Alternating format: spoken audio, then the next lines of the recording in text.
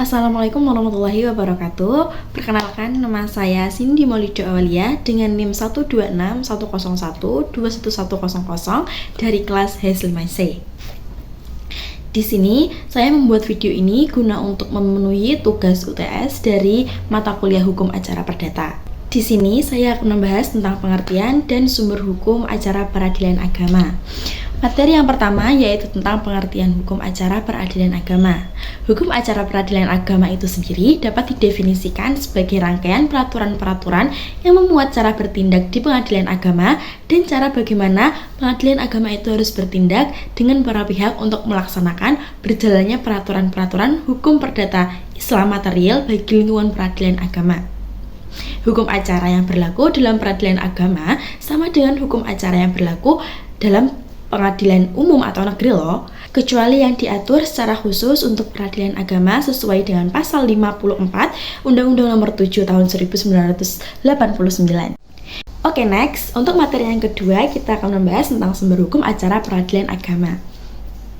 Sumber hukum acara peradilan agama sendiri itu ada dua. Yang pertama yaitu hukum material, lalu yang kedua yaitu ada hukum formil. Nah, untuk sekarang kita akan membahas tentang hukum material terlebih dahulu.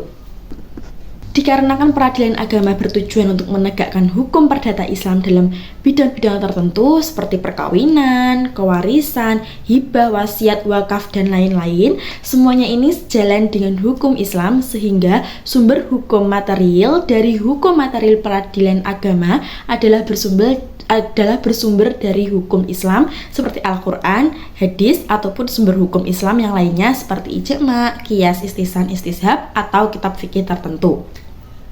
Namun di Indonesia muatan hukum Al-Quran dan Sunnah secara tertulis maupun tersirat telah dimuat di dalam yang pertama yaitu Undang-Undang Nomor 50 Tahun 2009 tentang perubahan kedua atas Undang-Undang Republik Indonesia Nomor 7 Tahun 1989 tentang peradilan agama. Lalu yang kedua selanjutnya sebagai representasi hukum Islam dalam kompilasi hukum Islam yang merupakan makna kehidupan masyarakat Islam Indonesia yang mengandung norma hukum yang telah disepakati oleh alim ulama Indonesia.